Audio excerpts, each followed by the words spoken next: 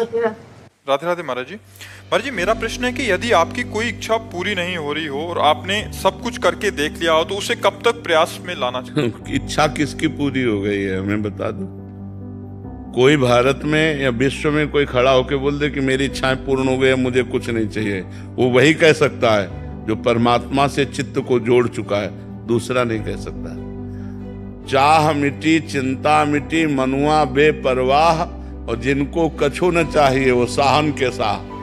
वो कोई संत होगा, कोई फकीर होगा, कोई भगवत चिंतन परायण गृहस्थ होगा, जिसके जैसे केवट भगवान के चरणों को जब धोया तो अति आनंद उमगी अनुरागा, चरण सरोज पखारन लागा।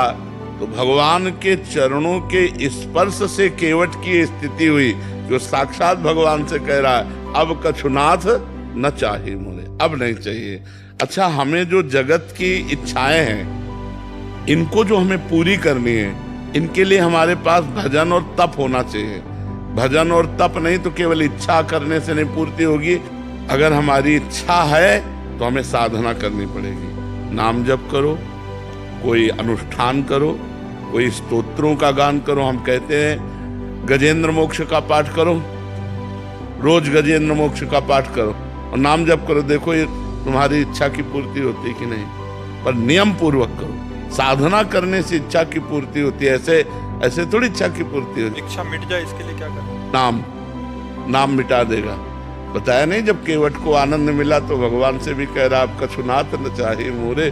जब अंदर आनंद मिलेगा तो बाहर की इच्छाएं शांत हो जाएगी। कहाँ इच्छाओं में कहाँ सुख है? इच्छाएं इतनी बढ़ती चली जाती हैं कि कभी तृप्ति होती ही नहीं है। हमको चाहिए इच्छाओं के दो विभाग करें पहले, एक अधर्ममय इच्छा और एक धर्ममय इच्छा। अधर्ममय इच्छा का त्याग कर दें, पापमय इच्छाओं का, और पुण्यमय धर्ममय इच्छाओं की चाह करें, और उसकी पूर्ति साधना से होगी। हम नाम जप करें, परोपकार करें, तीर्थयाटन करें, गरीबों की सेवा करें तो हमारे पुण्य बढ़ेंगे, तब हमारी इच्छाओं की पूर्ति होगी।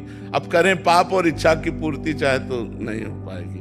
और इच्छाएं कितनी हैं? अगर अब पूछा जाए एक इच्छा कोई बता दो जो जिंदगी में दोबारा इच्छा नहीं करोगे, तो हम लोग नहीं बोल सकते ना।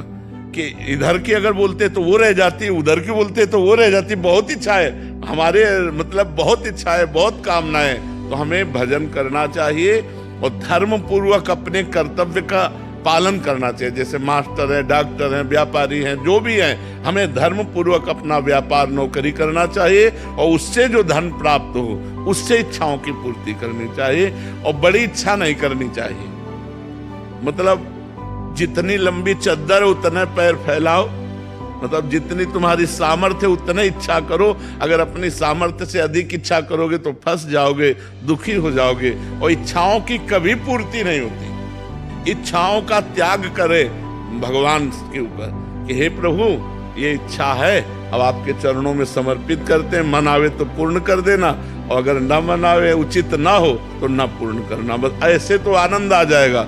नहीं तो फिर इच्छाएं पाप कर्म में उतार देती है, फिर हम गलत मार्ग का अनुसरण करने लगते हैं। इसलिए इच्छाओं को कंट्रोल करें। अगर इच्छाओं को रोकेगा नहीं, इच्छाओं को कंट्रोल नहीं करेगा तो इच्छाएं हमें गिरा देंगी।